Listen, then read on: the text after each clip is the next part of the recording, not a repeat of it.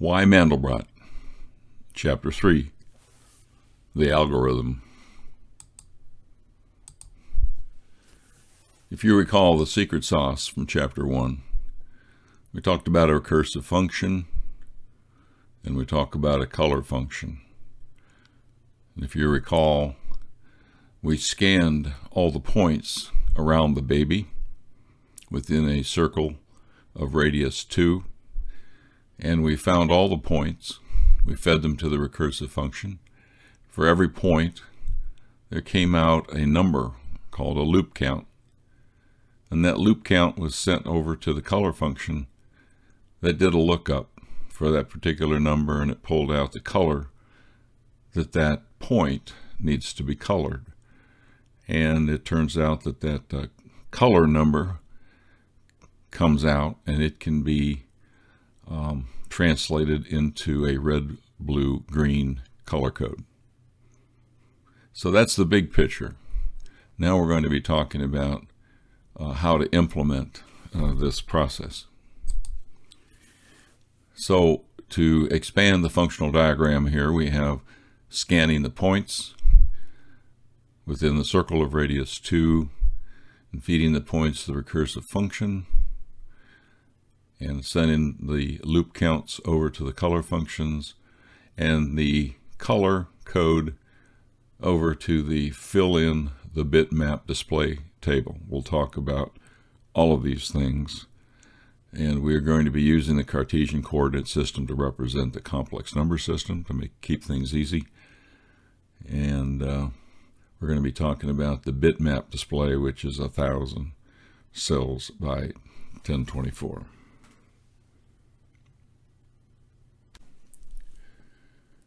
The purpose of this chapter is to implement a software program to be able to allow you to explore the Mandelbrot baby. And right now we're looking at the right hand side of the screen is a functional description of where we need to go to. And if we're going to turn this into software, and by the way, this will be at a beginner's level. You should not have to know more than what we say right here on this video and to be able to do what we're talking about. So what we're doing is we're translating this functional diagram over into something that looks something like computer software, and we're breaking it up into 4 different parts. The scanning part produces a point, and the point produces a loop count, and the loop count produces a color. We color that point in the bitmap display table, and we get another point, and we keep doing that until all the points in the Mandelbrot baby have been analyzed, and then we stop. So at a top level, then, we need to break it down into 4 distinct projects. There's a project about scanning the baby, what that means. We'll talk about that. And the second project is to look at the recursive function, what it does, and how it does it. And thirdly, look at the color function, what all that means with regard to red, blue, green color assignments, and so on and so forth. And lastly, we'll look at a bitmap and how it's laid out in memory and how you see it on the screen.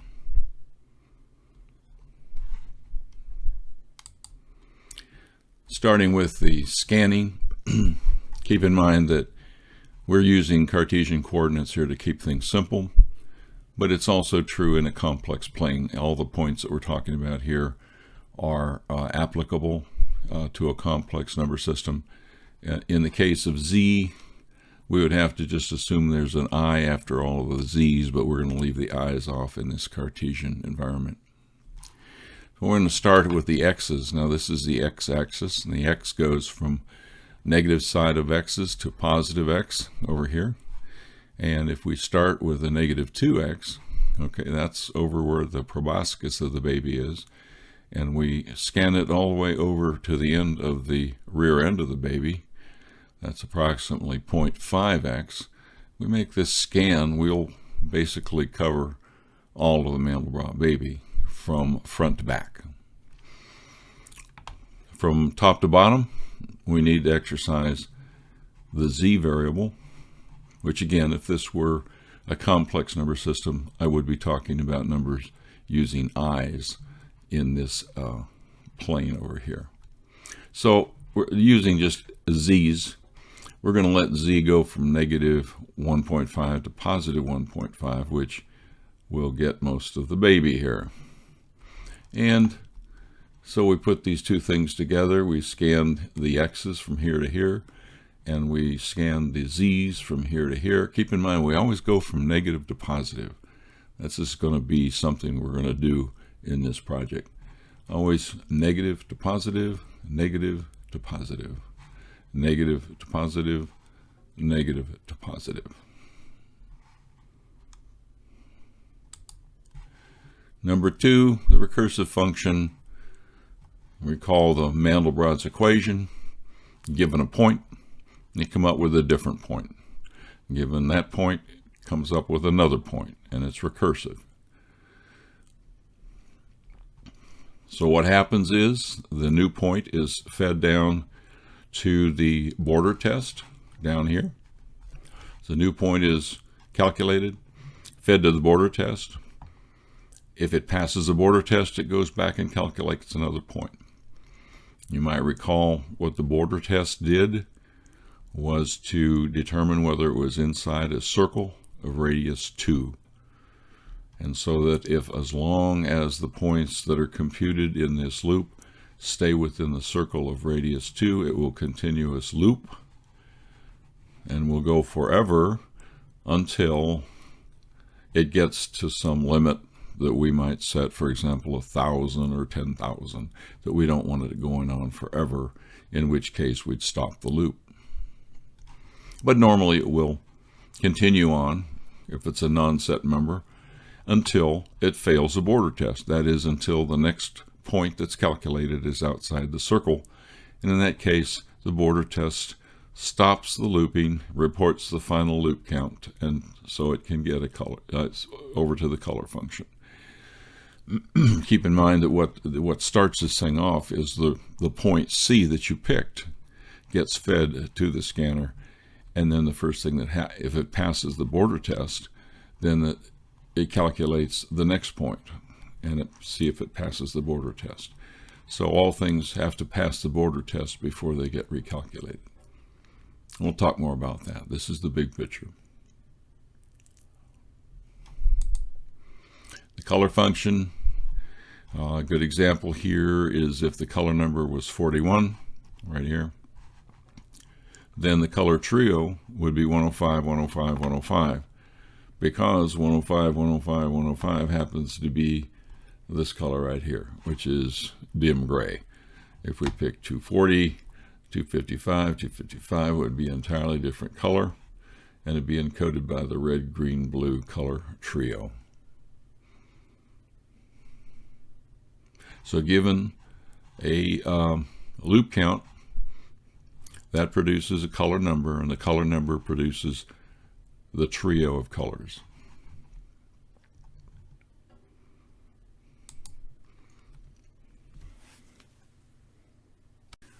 The fourth is the bitmap display diagram. And keep in mind that the what we call the bitmap is nothing more than a memory array, or a bunch of memory words in the computer that happen to be numbered, by the way, from 00 to 999, 0, which means that there's 1,000 words across this way that are numbered 0 to 999. Just like the rows down here, they're numbered from 0 to 1023.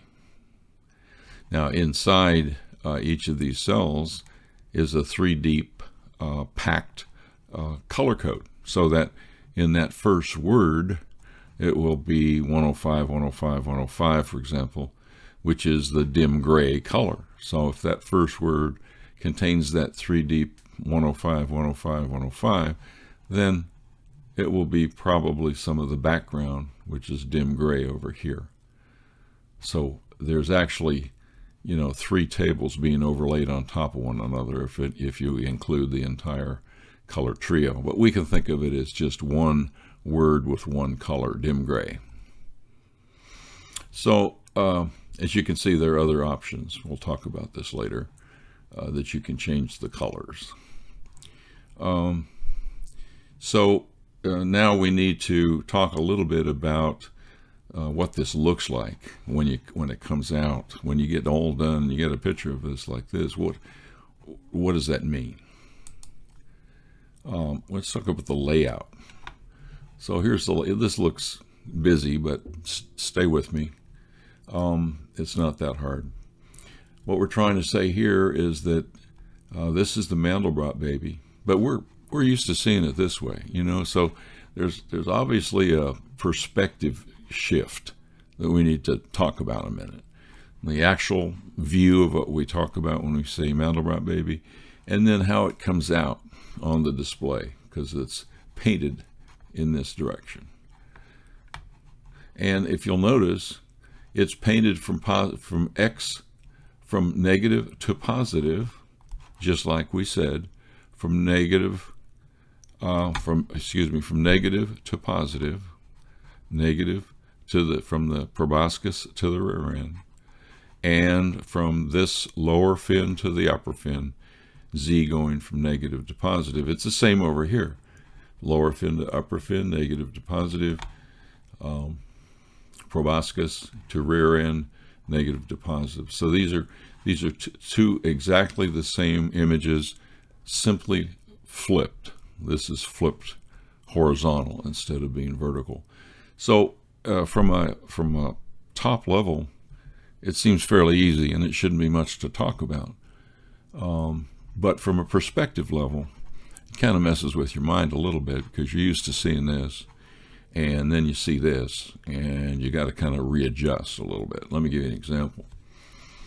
Well, we're going to find out the only thing you really need to do is to run this program is to pick a point. That's the biggie. And we'll give you hints as to how to pick the points and so on and so forth. But you got to pick a point, X0, Z0. And once you pick a point, you want to tell it how big you want it. Those are the two things you need to do. Pick a point and tell it how big. And the program does everything automatically after that. So over here, it's easy to pick a point. You say if you wanted this point right here, you'd find out, and I'll tell you what that is. You pick that point and you say, I want it to be, so long, for example. And, the output will come out, and we'll get a nice little picture of what that looks like close up. But if you're over here, keep in mind your orientation is different. You're going to pick that point. That point now will be here, and the picture now will be going down this way. So, and we'll talk more about this. So I want to make sure that you understand that different perspective, because it's going to come to play in a little while here. But the bottom line is that we always go from negative to positive, whether it be Z or X. Negative to positive, negative to positive.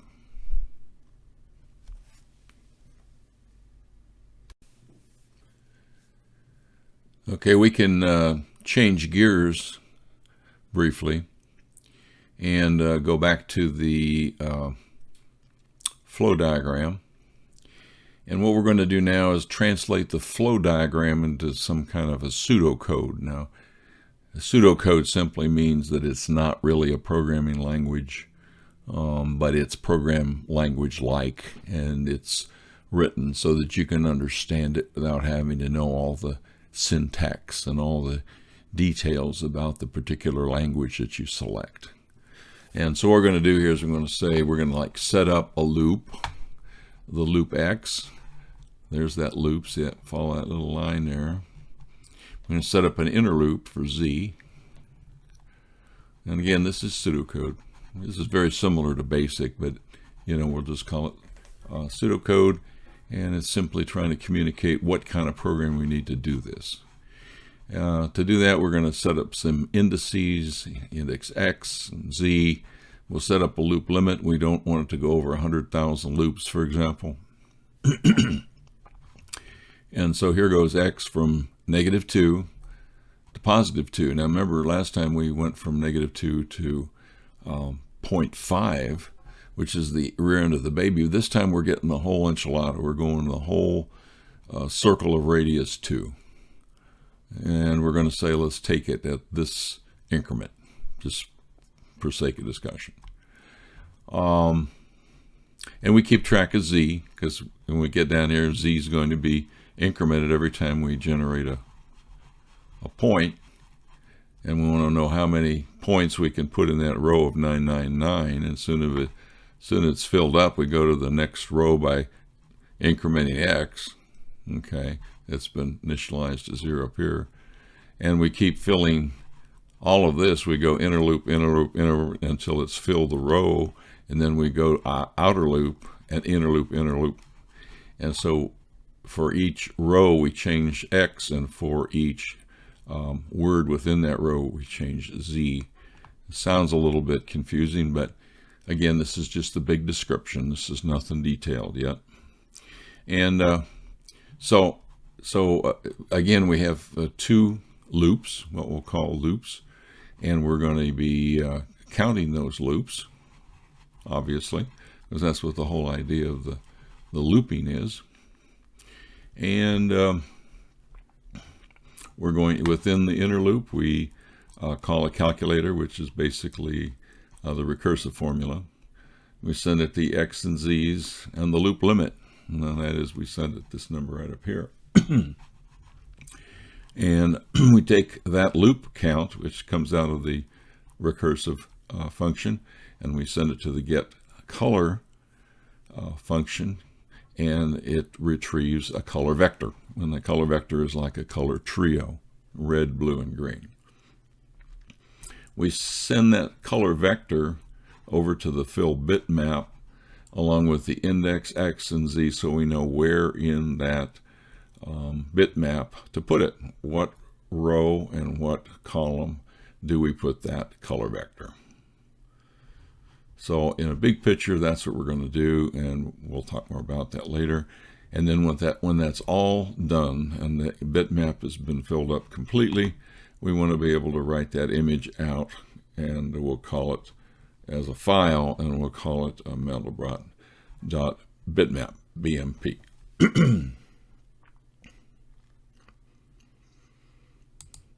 Now what we've done here is we've taken this pseudocode that we just looked at. This is exactly what we just got through looking at.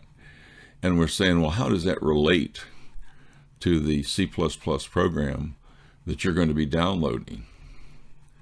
Okay, because you're going to be downloading your very own C++ program, and you're going to be wondering what it's all about. Well, it's about this, and these associations here describe what it is we're talking about.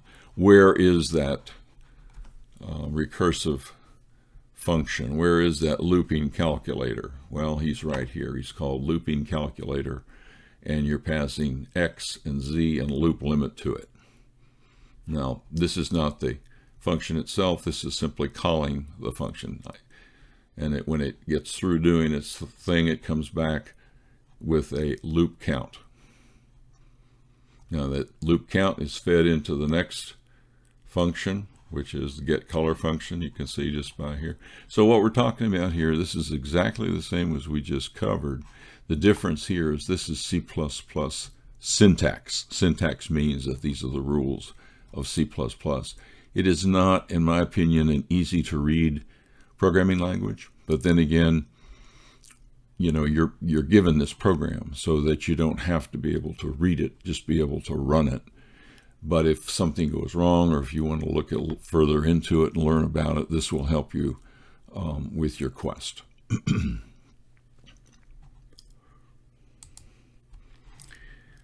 Now, what we do here is we're going to go in a little bit more detail on these on these 3 areas: the looping calculator, the get color, and the filling the bitmap.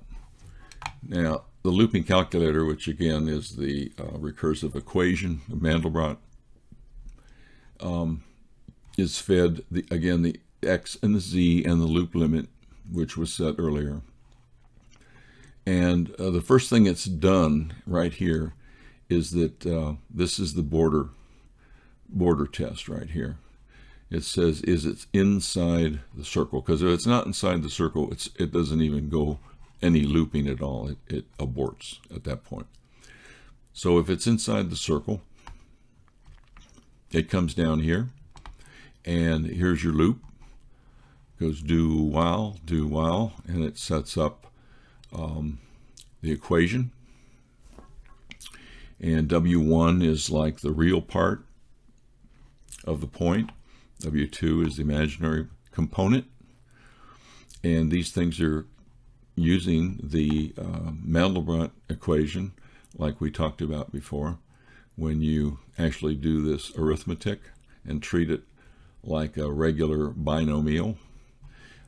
You get this, and this is simply C++ syntax that says raise x1 to the power of 2, which is x1 squared, and so on and so forth. So there's nothing magical there. It's simply performing the recursive equation right here. And when it gets done, it increments the loop count. That's what that's all about. Make sure it's not over the loop limit. If it is, it returns the loop count -1. And then you've got a new point. Well, the new point now is W, okay, and it's sent to the border test, all right? And we want to make sure we're still in the circle. It passes the border test, it goes back up. If it doesn't pass the border test, it returns loop count -1. So we can talk a lot about that, but there's not a lot to talk about if you have the software and it does it automatically. The most you could probably want to do is to go in and actually look closer at it. And in fact, once you get real familiar with Visual Studio, which is the operating system that runs C++, you'll be able to stop it, for example, at W1 and actually see these numbers and see how it adds them together and takes the square of x1 and so on and so forth. So you'll actually be able to single step through the entire program if you ever get there. You may never want to do that.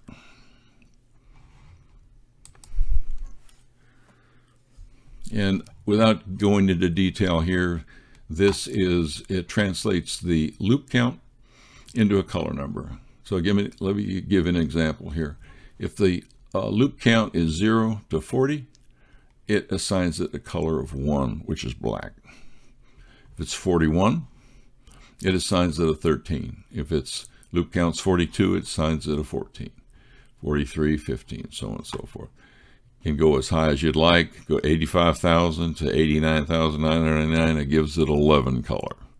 So you can do anything you want in this area.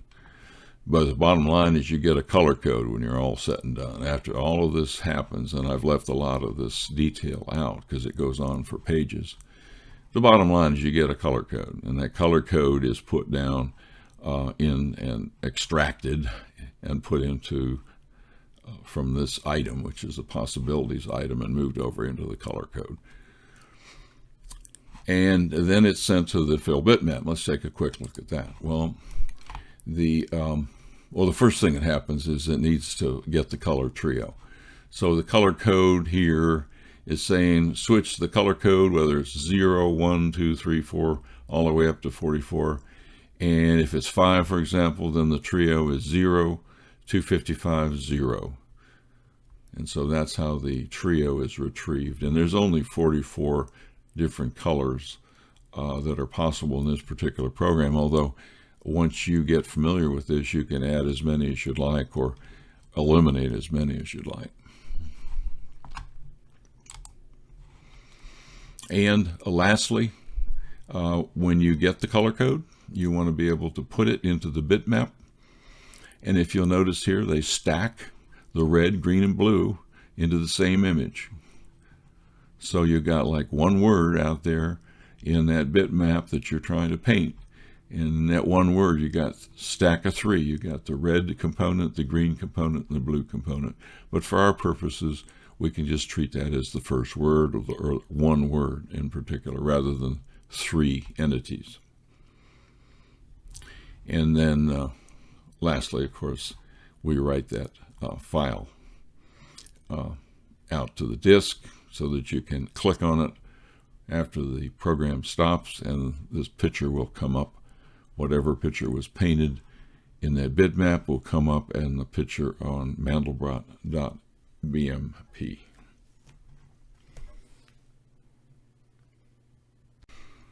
You only have to do 3 things to run the program. You have to figure out a starting Z, you have to figure out a starting X, and you have to figure out how long you want the thing to be. And I'm going to tell you what you need to say in this area. But what I'm trying to say here is once you give those 3 things, start Z, start X, and the delta, then the program does everything else for you. It determines the other delta based on the perspective of the skewed 1024 offset.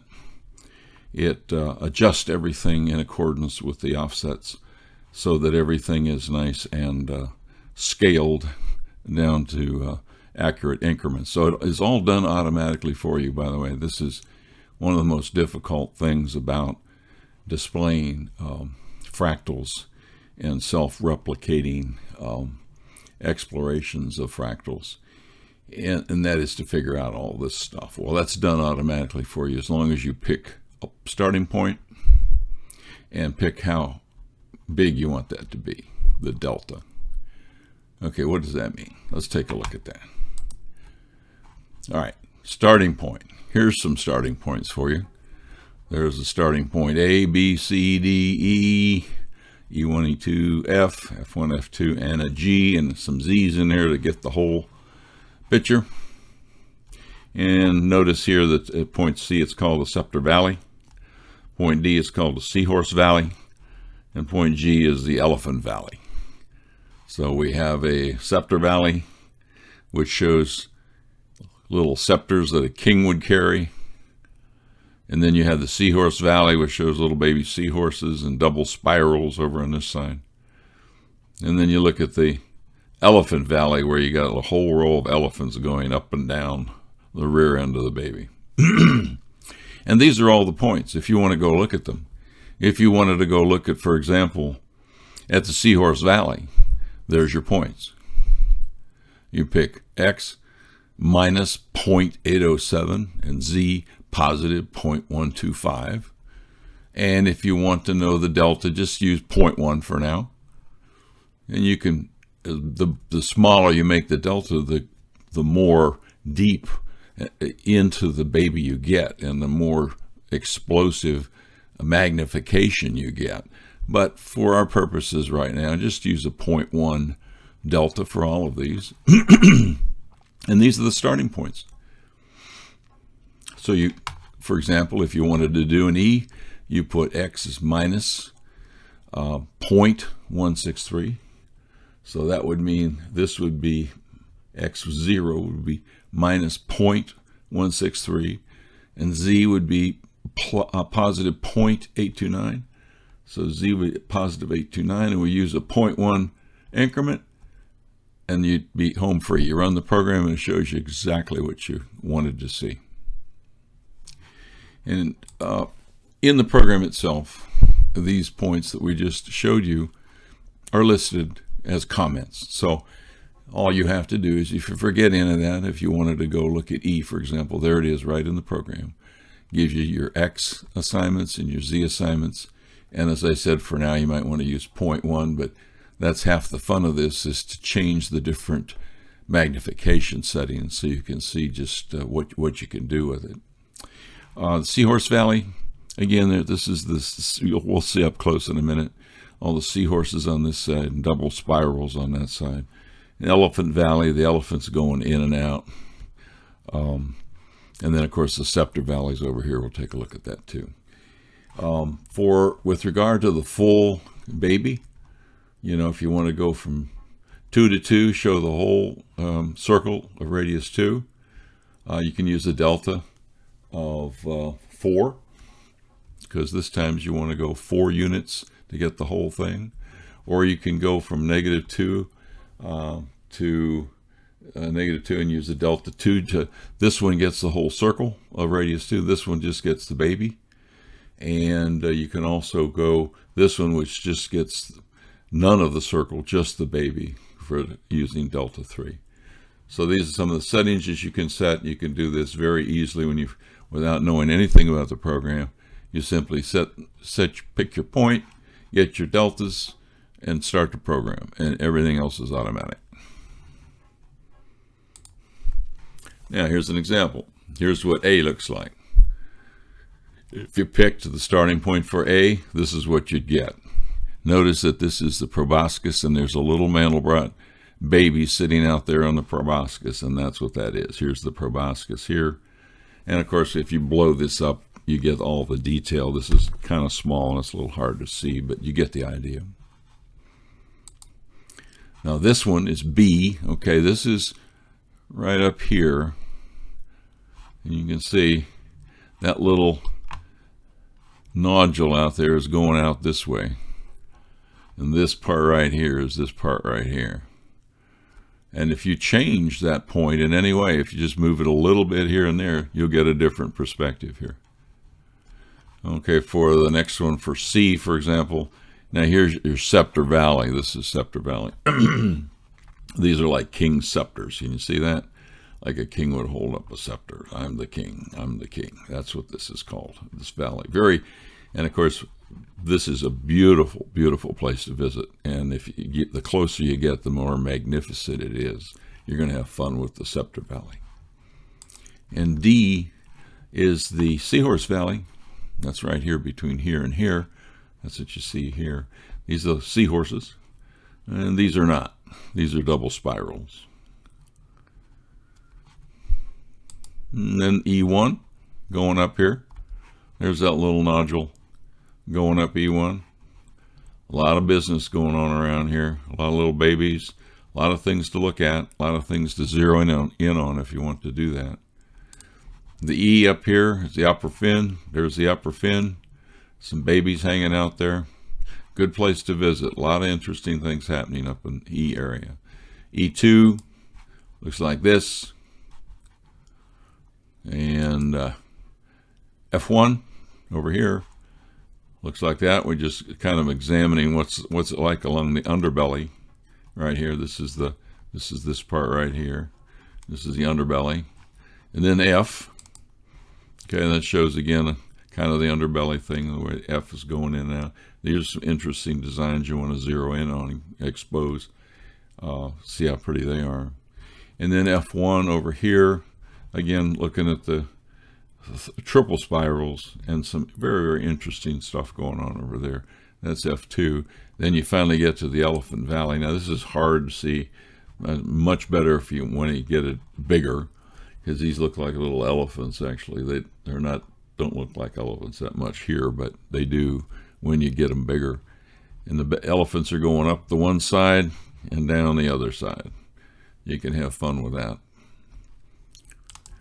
And the Z gets you just the baby, and so I want to get a close-up if that's what that looks like. You can see the fractals come out as color, pixels, and the set members do not. In this case, we have the background colored black, but you can change that too, because you have control over all of that now.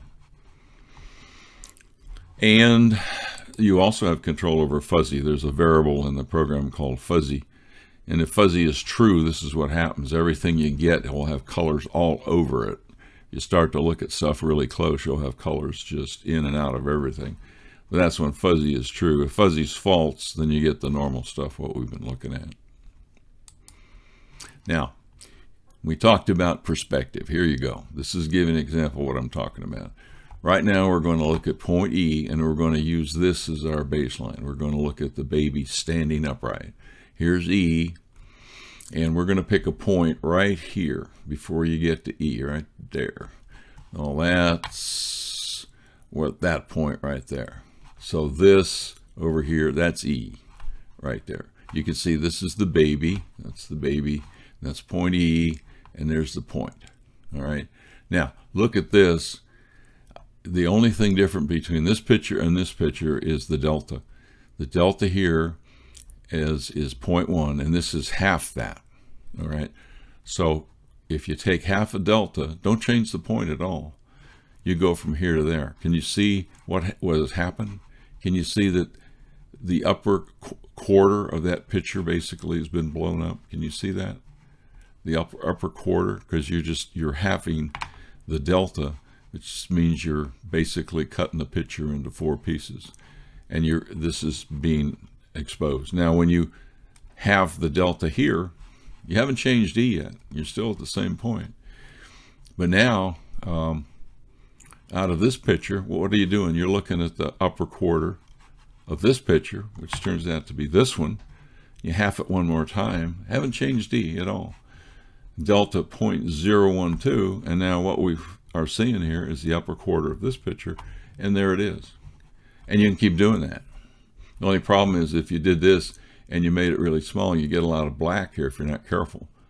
So this is the one time you might want to move Z or X over, and we'll talk about that. How would you do that? Well, let's talk about it.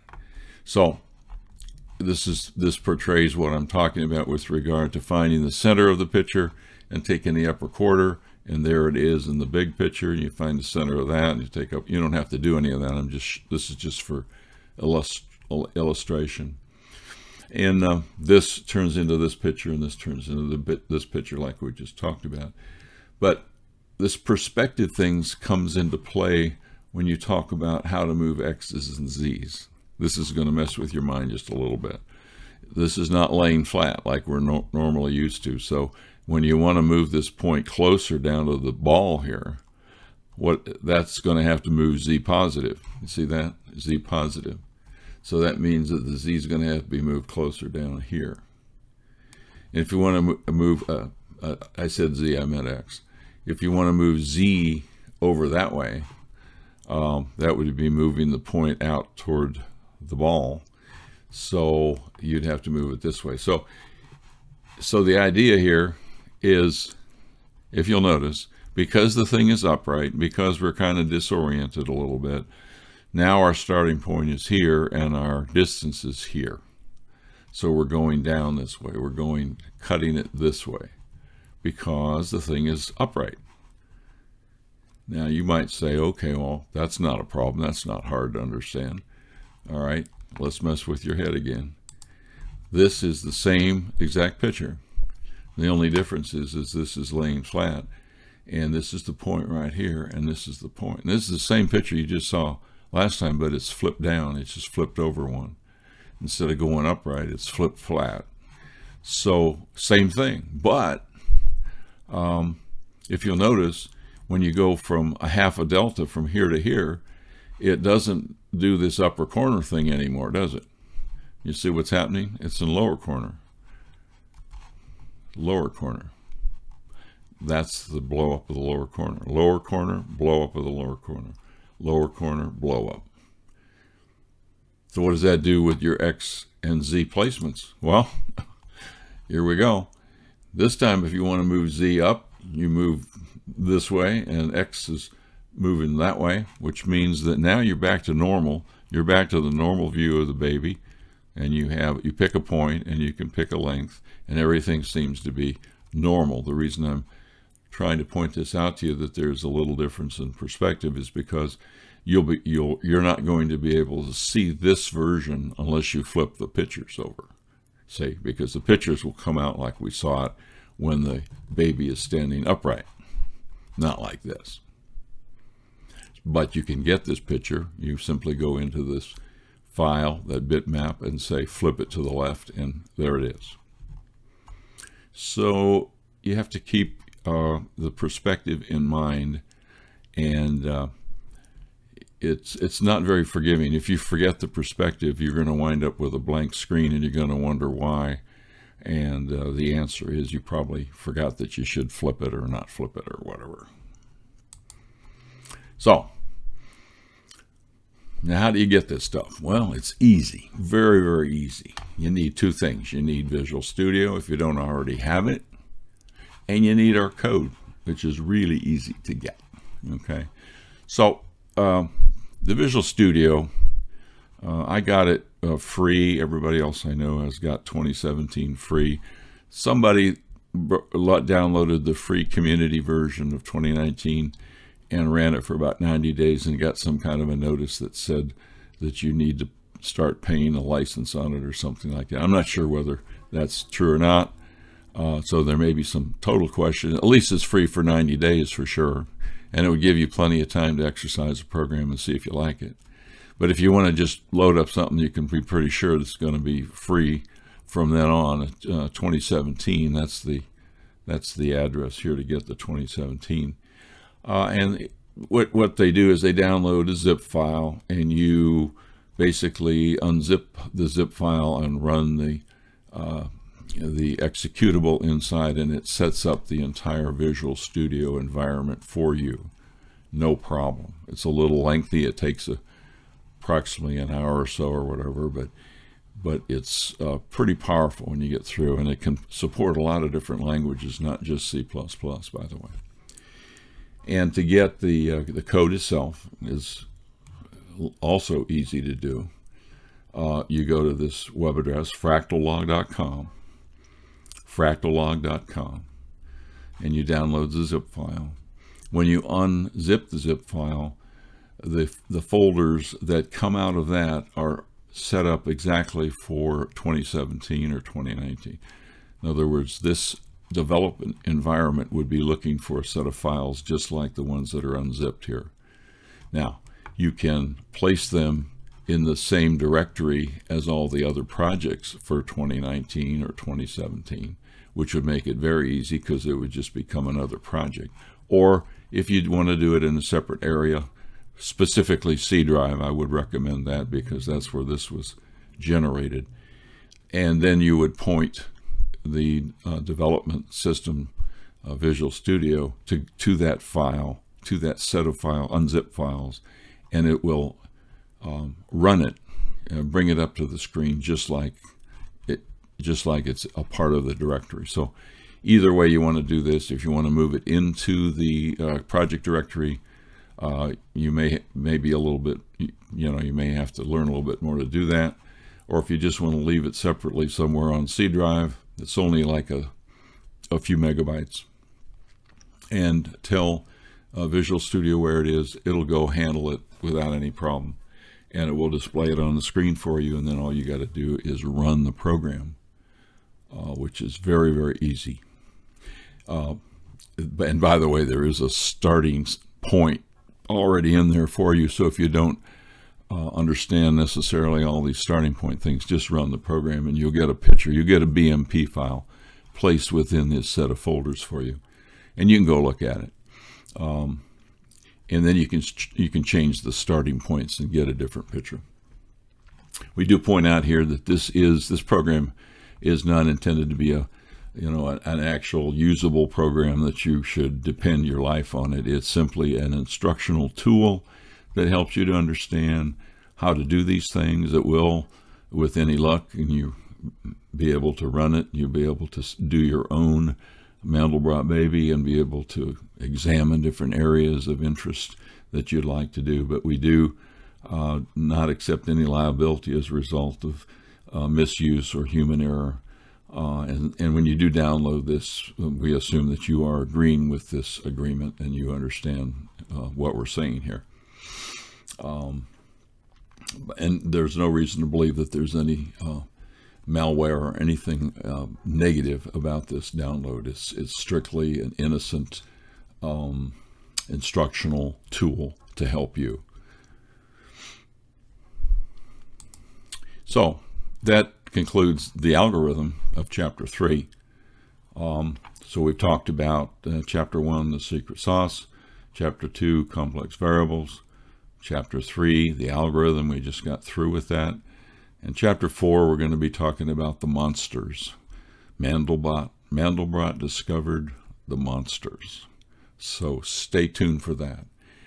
And this video will be posted on fractallog.com as well as on YouTube.